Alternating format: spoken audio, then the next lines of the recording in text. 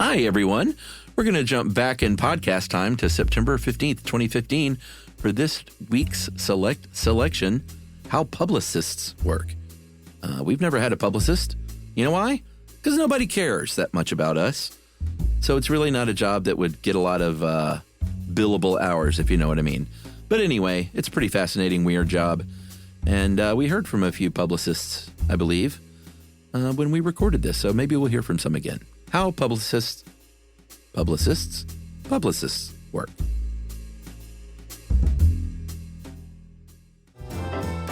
Welcome to Stuff You Should Know, a production of iHeartRadio.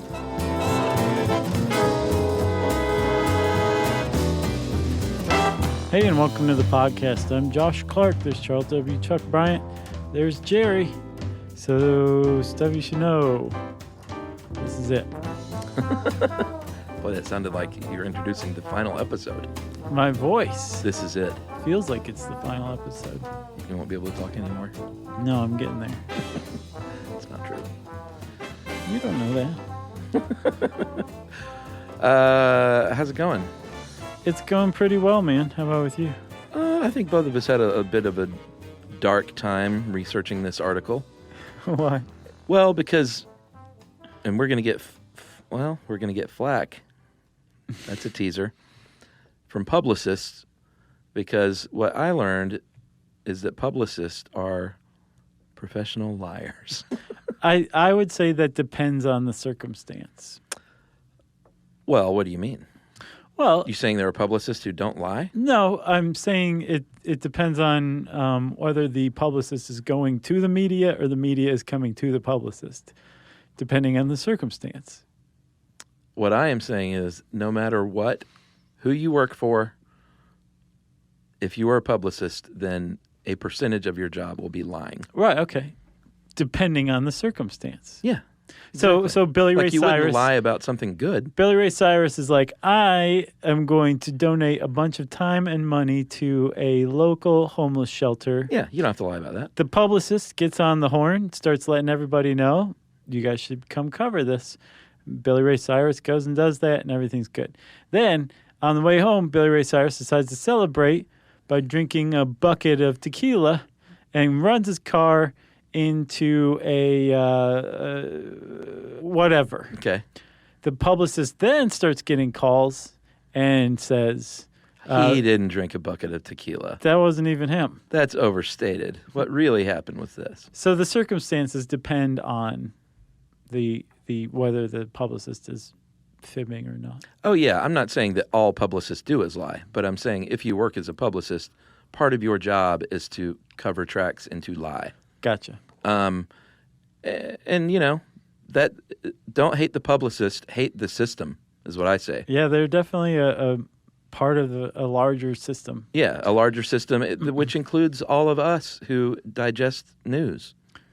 Yeah, especially say like entertainment news. Yeah, that kind of thing. There's two, from my understanding, there's two routes a person can take as a celebrity. You can either just go off and be a normal person, mm-hmm. and depending on your level, you might have paparazzi following you or that kind of stuff. Sure. Once you get to a certain level, it doesn't matter what your decision is. Or you can hire a publicist and feed yourself right into that machine to get as much publicity and as much press as you possibly can. Yeah, well, I think any celebrity is going to have a publicist, but it's really a matter of your directive and your goal. Right. I think some of those people like to be like that. The old adage, there's no such thing as bad publicity. Yeah, I ran into that's more of a PR term where, like, so if you're into PR, you're probably representing a company or an organization or something like that. Yeah. A publicist is somebody who typically represents a single person, an artist, an author, a musician, something like that. That's really the only definition I can find for a publicist. And the goal of the publicist is to help maintain and promote the public image of that person that they represent. That's right. By having a good relationship with the media. Yes, that's where it starts. That's the publicist. And by the way, that no such thing as bad publicity, I tried to find the origin of that, and the closest thing I could find was P.T. Barnum. But I don't know if that's true. I don't think that's verified. Well, and say Mark Twain. Yeah, P.T. Barnum or Mark Twain. Everybody says, "Oh, it was a Mark Twain saying." And I don't think that's even true anyway. I think maybe that used to be true. What, that it was a Mark Twain saying? No, that no such thing as bad publicity. I think at one point that may have been sort of true. Yeah. But these days, there's clearly bad publicity. Sure. So I said the word flack earlier as a teaser. Apparently, to flack or a flack is a term originating from Gene Flack, early movie publicist Yeah. in Hollywood. And that's with a CK. That's right. FLAK, to take flak, is named after a type of German gun in World War II, a German anti-aircraft gun. Two different things. But in this case, it is a pejorative term for publicists. They don't like it. A PR flak. Yeah, you shouldn't say that to someone that works in PR. No. Or call them a liar. They don't like that either. Yeah. Yeah, I looked it up. Apparently, it means that like you can't be trusted. You'll do anything for money. That's what a flack is to them. That's like one article I read said that's like calling a personal injury attorney an ambulance chaser. Yeah. It's just not a nice term. Gotcha. So there you have it. So a publicist, like you said, works for their client to get their good deeds out and to, if they don't have good deeds, to spin things to make it look like they do. Right. You know? Here, hold this baby lamb. Yeah. Oh, we take your picture. Exactly. And then they get photographed later eating gyros down the block. The two events were totally not connected. No. So what they do is they pitch ideas to the media, and they probably have to be good writers themselves because a press release oftentimes is a starting point. But press releases, as we know, can get lost in the shuffle and never see the light of day. Yeah. It seems like a huge waste of time. It can be. But if you have a good publicist, they will be well connected to the media to ensure that publicity blast is not lost. Right, exactly. So there's direction one, which is from the publicist to the media. And the publicist is going to have all these contacts with different entertainment reporters and business reporters and anybody that could possibly run a story. Yeah, anybody that could possibly run a story on their client, right? That's right. And they'll say, Billy Ray is going to donate some money. Why are we picking on him? He just seems like the type who would donate a bunch of money to a homeless shelter. Okay. And go down there himself and help out. Great. So Billy Ray's going to be down there. Plus, it rolls off the tongue, Billy Ray. Sure. So why don't you send one of your cub reporters down, and let's get some coverage for this. Right. And since they're friends, since these people have worked together for decades now, this reporter and this your publicist, the reporter actually might respond. Yeah. And show up, or the editor or the news producer, whoever the contact is. That's great. Like you hired a good publicist, and now this story is going to make it out there. That's right. Because they didn't just write up a press release with a bunch of exclamation points in the headline and fax it to every media outlet they could find. That's a and bad get zero publicist. response. Yes, a publicist is only as good as their relationships, I think. Mm-hmm. The other way on that street that you were talking about is from the journalist back to the publicist. If they hear, I heard Billy Ray Cyrus drank a bucket of tequila and ran over a prostitute with his car, they will then get in touch with the publicist, and then they go, Jack, buddy, hey, we go back a long way. Would I lie to you? Would I lie to you? So that's how that goes. And they will be more forthcoming with people who have, it's a scratch your back, you scratch mine type of scenario. Yeah, like that reporter that actually showed up at the homeless shelter and covered it and made a nice piece and everything. I'll give you the scoop. When that guy calls, he's going to get the better treatment from the publicist than somebody who ignored the pitch before. That's right. It's a lot of back scratching. A lot of back scratching. Feeding the machine. I've seen a lot more women as publicists than men, and I've always wondered why that is true. I don't know that is true. In researching this, I saw about an equal amount. I used to think that as well, but it seems like there's an equal amount these days. It seems like every publicist I've ever known has been a woman, and I just figured it's because women may be more level-headed and more able to like smooth out a situation Oh, yeah. than some big dumb guy. Yeah. But I guess the guys who are publicists aren't big dumb guys like me. I'd be a bad publicist. Oh, yeah. So what would your response be if somebody called to find out what stupid thing your client did or why they did some stupid thing? I'd say, you know what? It's really none of your business. Stop bothering me. Bad publicist. Yeah, well, that was something I ran across was, saying something like, my client needs their privacy respected right now. Sure. Would just immediately shut down a relationship that you've cultivated over the years. Yeah. That you have to give as a publicist. You are there has to be something that you give. So you better have something that will placate the reporter, but will also is probably not the truth, because that reporter will go off and write the truth about your client, and your client will have just gotten horrible publicity because of you. So it's a balancing act. Yeah, or they'll just say, let me send you over a gift bag from Fred Siegel. You like the last one, right?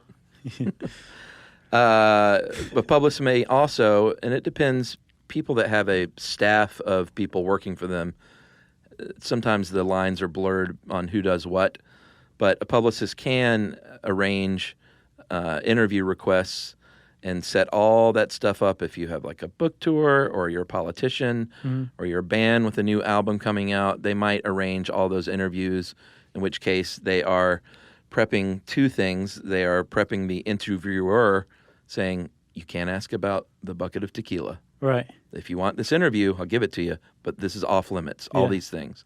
And then, as we've learned, when we've had people work with us in publicity, they'll be prepping you on as the interviewee. Like, if they ask this is how you should probably deal with it. Don't answer that. Yeah. Don't Bridge answer back to what you were saying before.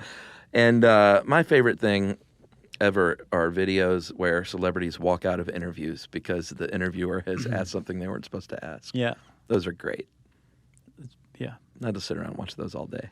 Yeah, you could probably find a pretty good supercut of them. Yeah, probably so. All right, well, let's take a break, and when we come back, we will talk a little bit about the skills you need as a publicist.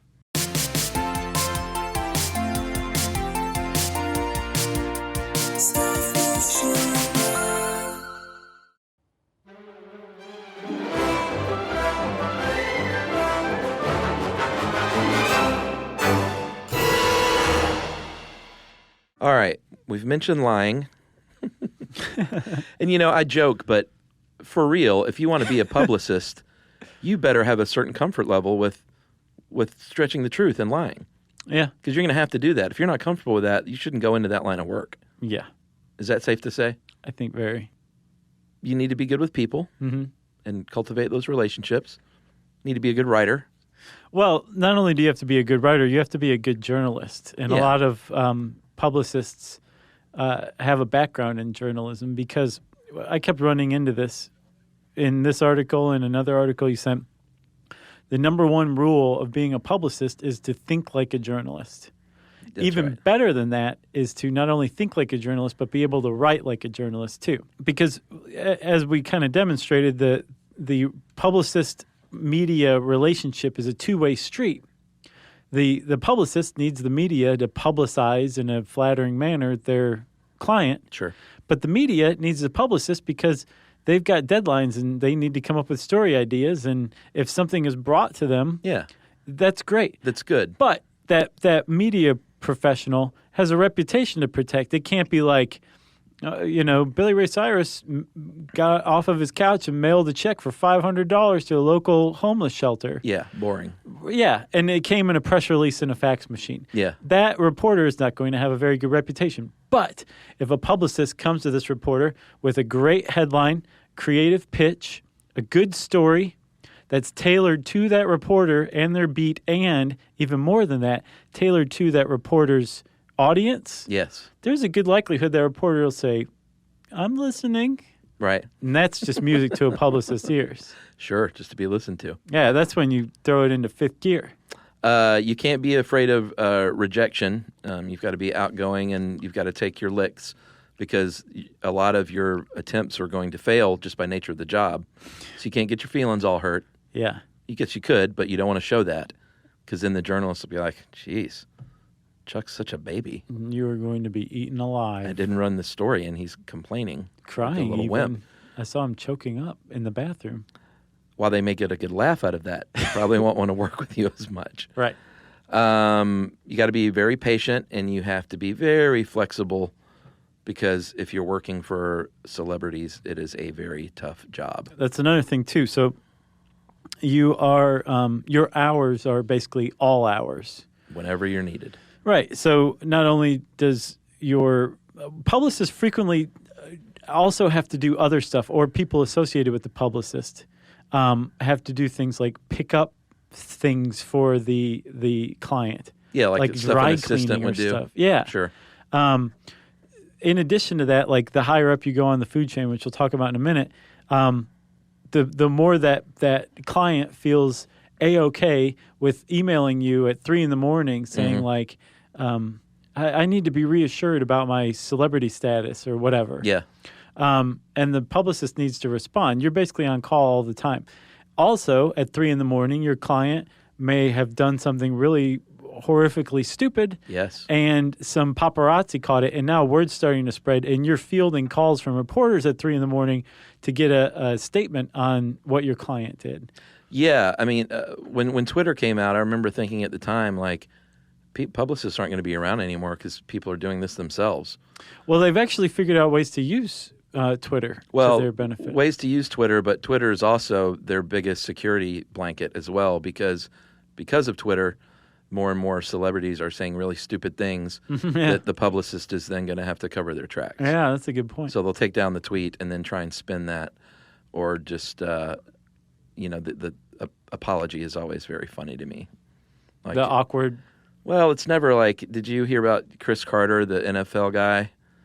He's a former NFL player, wide receiver. Sure. For the Vikings, right? Yeah.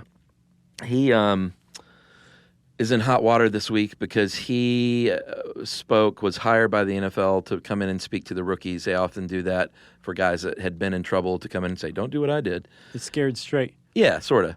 And he said in his talk to the rookie symposium, said something about, if you get caught with, da-da-da-da-da, he went, just make sure you have a fall guy on your team. Like the guy in the car that's like, it's my weed, basically. And he got in big trouble for that. And his apology was like, that's not the kind of advice I would ever give young people. It's like, but that's the advice you exactly gave young people. Yeah. Like, how can you say that days later? It's just so obvious it's a forced, insincere apology. So he either had a bad publicist or he didn't listen to his publicist. Because part of the publicist's job is when you're going to make the statement, the public apology or whatever. Sure. The reasoning behind it, the rationale, the wording of it, just the logic behind the apology is probably going to be crafted by your publicist. At least they're going to help you with it. Yeah. At the very least, they're going to want to help you with it. Right. Because they're probably scared stupid that you're going to make it worse. Right. And it sounds like there's a lot of crisis management, and that is a part of it, but publicists also are just trying to cook up opportunities. I think that's way more the day-to-day. Yeah, for sure.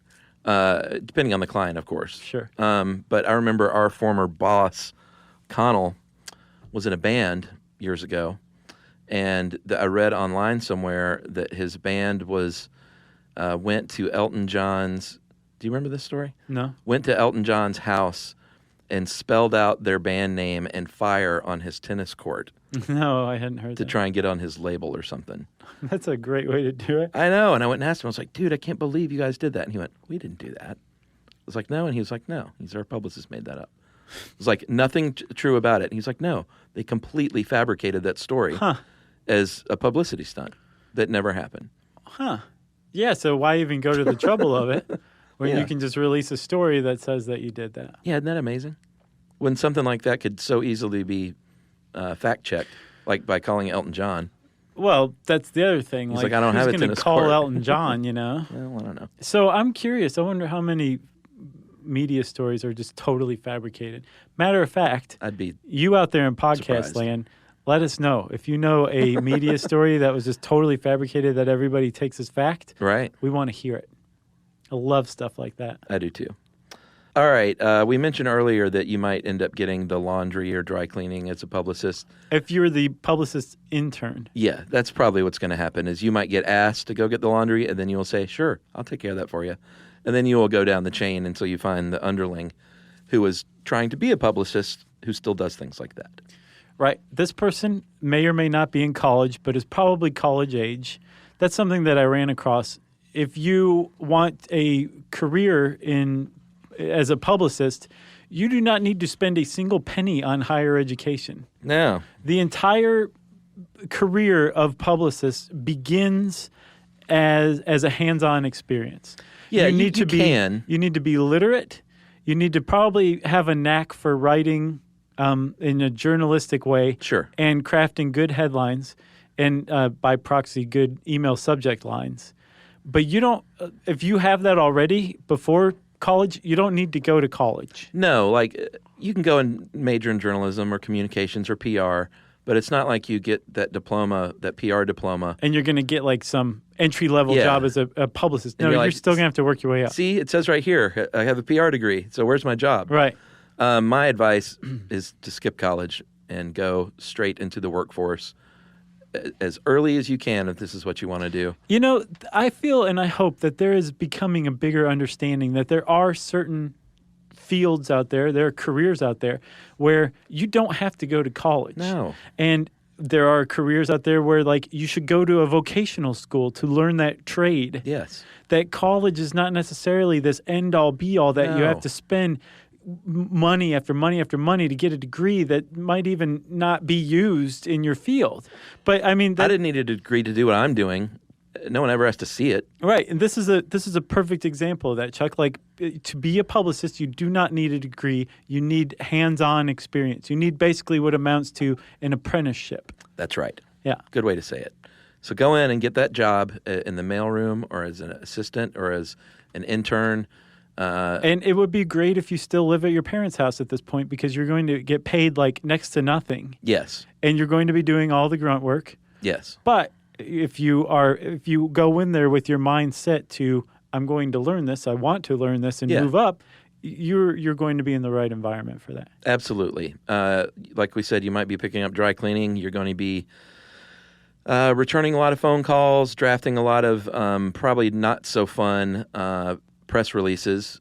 That is graduated from the intern. Yeah, well, I'm talking about being like a junior assistant. Right, after you get hired on. Yeah. Yeah. Yeah, and press releases that aren't like the sexy ones, you know? Right. You're not going to be writing like the press releases for Billy Ray Cyrus, in other words. No. Those are sexy. You'll be writing them for his dog. Okay. You know? Sure. Freddie Cyrus? Freddie Cyrus, yeah. Okay. You are going to be handling your publicists that you work for, their schedule, their contacts. You're going to be putting together press kits and EPKs, electronic press kits, and blasting those out. Yep. Basically, all of the nuts and bolts of the job you're going to be doing as a junior staff publicist or an assistant. Right. Not a bad gig if that's what you want to do. No. And if you stick to it and you're good at it, you're going to end up being a publicist. Right. Not only are you getting the experience you need on the job, you're also in a place where you're networking too, because that is probably tied for first as far as like thinking like a journalist goes. You need to be a pretty good networker.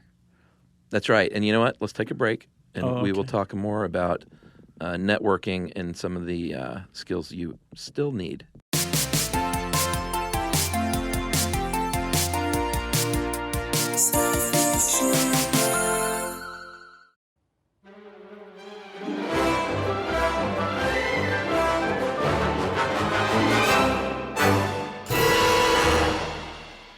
Chuck, can I make a confession? Yes. I'm possibly the worst networker on the planet. You didn't have to tell me that. I'm really bad at it. Yeah, it's not your bag. It isn't. Some people are good at networking. I'm pretty good at it. You're good at networking. Yeah, because I enjoy it. Yeah. And I don't consider it networking sounds like just doing something to serve you in the end. I don't look at it that way. I look at it as like I enjoy making enjoy meeting and getting to know professional colleagues. Yeah. And then later on, if I can hit them up for something or if they hit me up, that's great. But if not, it's just something I like. Gotcha. So the maybe proper I would be a good response publicist. to somebody when they come and ask you for something, you're like, oh, I saw this coming. Yeah. That's not the way to respond. Probably not. I'm trying to put myself out there a little more. Oh, yeah? Yeah. Why is that? Just I think that's a skill that everybody should have. Yeah. All right. Look at Instead you. of being like a misanthropic recluse. Put yourself out there. I agree. Well, one of the skills that I don't think we pinpointed was networking without seeming like you're networking, which is sort of That's the key. what I was just talking about. And I think maybe that is it too. Like, I feel like networking is a task, whereas if I just relaxed and enjoyed it and like just, communing with a fellow human being. Yeah, exactly. Isn't that what it's all about? That's all it is? Not so scary? If I just took it like that, then I'm sure it would be much more relaxing. I read a blog, and I sent it to you. Yeah. And I want to shout them out because they, Sonic Bids, SONICBIDS. Mm-hmm. It's a blog where they did an interview that was pretty insightful, actually. They did a double interview. A dual interview with Julie Lichtenstein of 37 Media and Lily Golightly of Golightly Media. And I think they work with bands and musical artists mainly. Yeah. But it was super insightful. And they said, just some little tidbits here, like I was always curious how they get paid. And I think if you're a publicist for a person and like you are on retainer, then you just get a salary. Or if you're part of a firm that just works with that person. Right. But you can also just be hired for a campaign. Right. So if you're a band and you've gone to the trouble of like going in and hiring a producer to produce your album, Sure. and like you've made a studio quality album that you're proud of, you might want to hit everybody up or gather around another $2,000 to hire a publicist for a month to release that album correctly. Not a bad idea. No. And like just hiring a publicist isn't going to automatically make it great. No. Like you need to say, like, can we see some of the other campaigns you've run? Sure. What are your ideas for this campaign?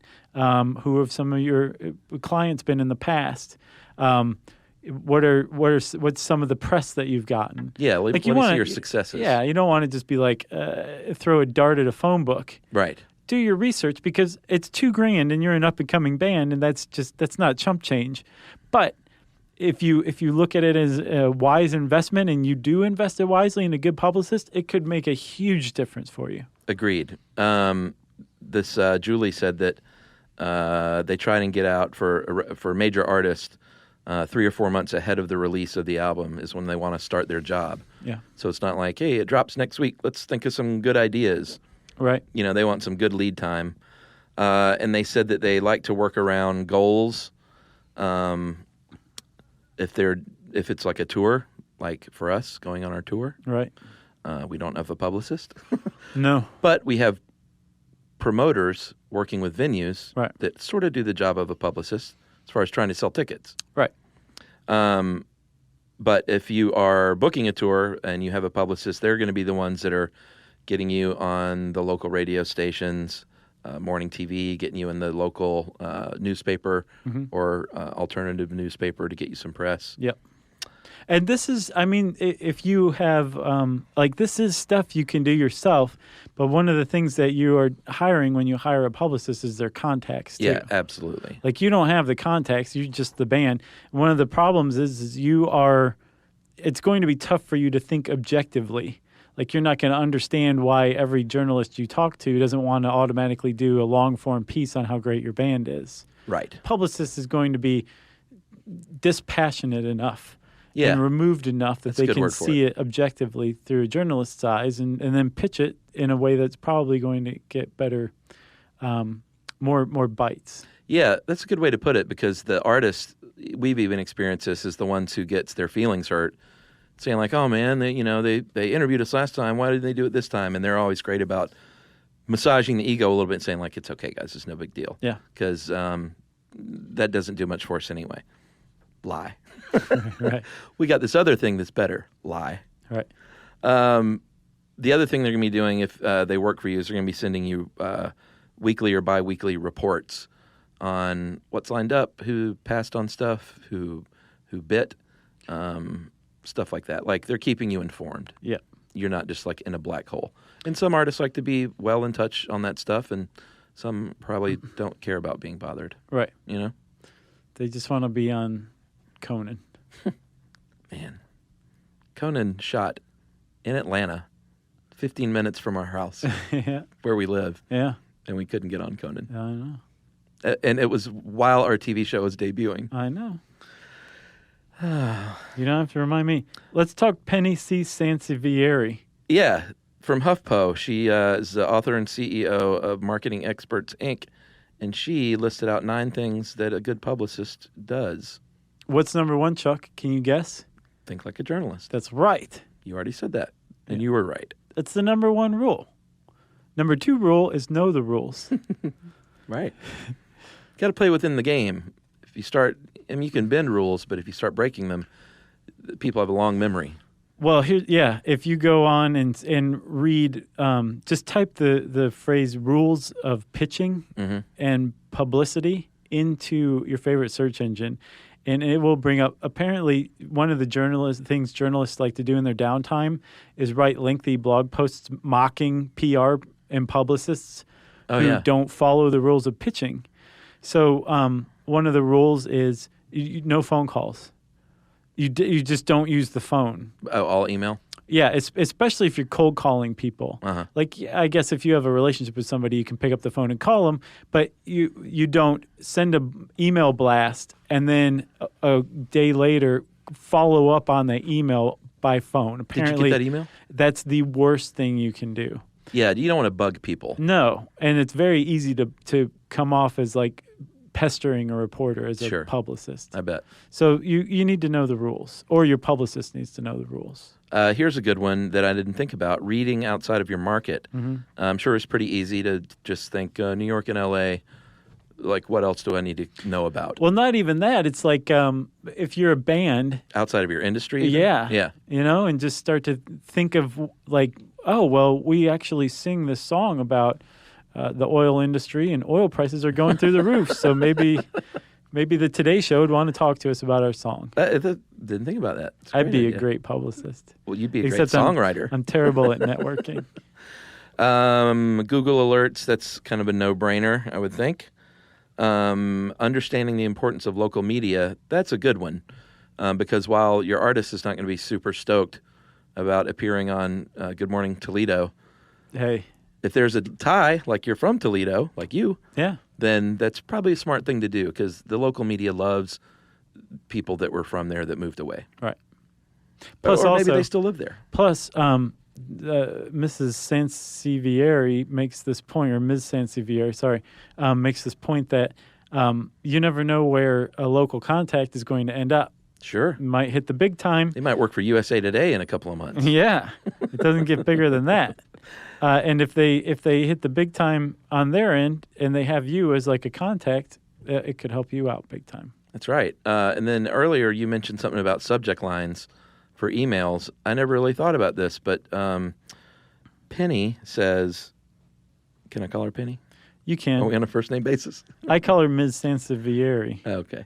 Well, she says that crafting a subject line is one of the most important things that you can do as a publicist. Yeah. And that they agonize over this. And it makes total sense with the glut of emails that people receive, especially journalists. Mm-hmm. You want to grab their attention. Otherwise, it's just going to be bye-bye time. Yeah. So, but you also have to know. Crafting, redrafting, editing, tweaking, she says it's just like maddening how much you have to do that. Yeah, that would drive me crazy. Yeah, because it's the minutia, so much importance on the minutia. Yeah, but it's true, and you have to put a lot of thought into it, but you also probably can't come off as having put too much thought into it, or else it seems desperate, which will turn somebody off. Man, I'll bet publicists want to kill journalists and vice versa. Yeah. It sounds like a weird relationship for sure. Yeah. You know? And then also, did you look up media leads? No. So basically, there's services out there where journalists say, I need a quote on I'm doing a piece on nuclear fusion, and I don't even know what that is. So I need a source. And then this service that the journalist calls puts out like a daily or, maybe even more than once a day newsletter blast to PR people who pay for the service. And then they go through and say, oh, I've actually got a nuclear physicist on my payroll. And I'm going to connect him. We've been connected that way before. How? Who? When we had different PR firms working with us at times, they've gotten in touch and said so-and-so at SpaceX wants to know if you want to come on and talk about this. Or when we did that stuff on ABC about when the housing crisis hit. Yeah, because we're financial experts. Yeah, so stuff like that. Yeah, I gotcha. It used to come across our desk every now and then. Well, there's subscription services that connect people through leads. From what I'm seeing is Twitter is now filling that void a lot, where you can just search Twitter for the hashtag HARO, help a reporter out. Yeah.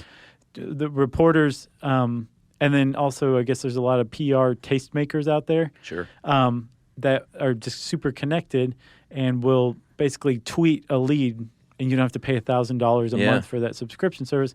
You just follow certain people on Twitter, and as a PR person, you might have somebody that's a client that you connect. Yeah, that whole new job of being an aggregator, a curator. Yeah, like that. Yeah, like people do that, and that's all they do. But we also live in an age where people are famous for being famous. I know. Man, I need to take back a little bit my tirade about liars. I think that what I'm talking about are people, publicists for like big celebrities and stuff like that. Okay. Like we've had publicists work with us, and I bet 80% of the clients that they work with are like people like us, where you don't have to like lie and spin. Yeah, we're always on our best behavior. Yeah, it's just regular stuff. Like, let me find a good opportunity for you and connect you. And yeah. So I was overstating, and I think that's just the far edge of the celebrity end of things. Gotcha. Because I just got to thinking about what if they're listening. I don't want them to think I didn't think they were doing a good job. You did a great job. Way to back off of that one, Chuck. I got one more little thing on Jim Moran. You just said moron. Moran. I think Moran. Well, not the way the French say moron. He was known as the master of the publicity stunt back in the day. Like he did things. What his big thing was to take a saying and try and disprove it, like for a company. So he literally went to Alaska on behalf of GE to sell a refrigerator to, it says an Eskimo, but I guess an Inuit is what you would say today. Yeah. He walked a bull through a china shop in New York City. How'd that go? As a stunt. I think they broke some things. I'll bet. He got on a horse for a politician and changed directions midstream on the horse, like rode it through a river and changed directions. Yeah. Like, you can do this. And then in 1959, for the premiere of The Mouse That Roared, the great Peter Sellers movie, he opened an embassy. Remember, the movie was about a small country that declared war on a big country. Because they wanted to declare war on the U.S. and then surrender and then get financial aid from around the world. Because their economy was in trouble. But they ended up winning or something? I don't remember. So. Wasn't that it? He opened an embassy in Washington for a mythical country. Yeah, nice. Speaking of, by the way, I finally saw Dr. Strangelove. Oh, really? Great movie. One of the best. It's up there for sure. Oh, man. One of the best satires, let's say. It is a great movie. Great movie. And Peter Sellers, man, just... He did great, but also, I mean, like George C. Scott was amazing as well. He was amazing, and the guy, I can't remember his name, that played the colonel or whatever. The one who lost his marbles? Yeah. Yeah, he was good. He was so good. Everybody was Slim Chills or... Slim Pickens. Slim Pickens. Slim Chills. Yeah. No, there's Chill Wills was another, like... What? Country Western actor. Chill Wills, I think, is his name. Chill Wills? You'd recognize him if you saw his face. Okay. Chill Wills. All right. Of course, Chill Wills makes an appearance in the How Publicists Works episode. You got anything else? No, I got nothing else. Thank goodness. If you want to know more about Publicists, you can type this word in the search bar at howstuffworks.com. And I said search bar, so it's time for listener mail. I did have one more thing. What was it? That movie, America's Sweethearts. Did you ever see that with John Cusack and I know what you're talking about. Billy Crystal played a publicist to a pain in the butt Hollywood couple. Oh, best portrayal of a publicist was on Seinfeld. The mom from that 70s show. Remember she played Seinfeld's publicist? Oh, she was? Yeah. She tried to get the airline pilot kicked out of Jerry's show, and he ended up getting him kicked off with I think it's the one where Kramer's at JFK or LaGuardia. He's making bets on arrivals, and he ends up using the Son of Sam mailbag as collateral. Right. Great episode. But the mom from that 70s show played Jerry's publicist. Kitty. Yeah. Who was also in Friends. What was she on Friends? She played Phoebe's half-brother, Giovanni Ribisi, played his girlfriend or wife. Oh, yeah? Which is a weird, mismatched couple. That's odd. And I think they got her to be a surrogate for them. Okay. When Lisa Kudrow got pregnant in real life. I think that's how they handled it. We have watched a lot of TV. All right. I'm going to call this one... we were actually right, and this lady was nice at a dinner party. How's that for a subject line? Okay. Hey guys, have a little story. I was at a small dinner party where the host was making his own sea salt. The topic it's one of those dinner parties. The topic of kosher salt came up, so I dropped a fact from your salt episode that kosher salt is actually just salt used for drawing blood out of meat to make it kosher, not salt blessed by a rabbi. And a fellow guest disagreed, to which I responded, I'm quite sure about this. The host then said, raise your hand if you're Jewish, and the guy that disputed me raised his hand. Felt rather embarrassed while he explained to me what kosher means and that salt also goes through the same kosher process, though he never explained how. I backed down and didn't try to defend the fact that I just told. It's not that I doubted you guys, though I jokingly said I'd write an email to complain, but it's because I feel it's disrespectful to correct someone on their own heritage. Good move. Yeah. I also didn't want to start any petty debate with someone at someone else's dinner party. Also a good move. So I decided to take in the embarrassment while he was explaining what kosher is, and at the same time eating his plate of pasta with chorizo. Hope you find this amusing. Please keep up the good work. If you read it on the show, please give a shout out to my friend Amber, who introduced me to the show, and that is from Chloe Cisse. So wait a minute, Chuck. Were we right and the guy was wrong? We were right. The Jewish guy was wrong. Because I looked it up today just to be sure. Yeah. And apparently kosher salt is kosher because, in fact, they said it should be called koshering salt. Yeah, yeah. Because it's used to make things kosher. It is not the salt itself that's kosher. It would have kept Chloe out of that kind of situation. Chloe, it sounds like you have a lot of tact and dignity. Yes. And congratulations on that. It sounds like, yeah, the guy's a bit of a blowhard. On not ruining the dinner party. So that is from Chloe in Sydney, Australia. Thank you. If you want to get in touch with us, we want to hear about all of your misadventures out there based on stuff you should know. You can send us an email to stuffpodcast@howstuffworks.com. And as always, join us at our home on the web, stuffyoushouldknow.com. Stuff You Should Know is a production of iHeartRadio. For more podcasts from iHeartRadio, visit the iHeartRadio app, Apple Podcasts, or wherever you listen to your favorite shows.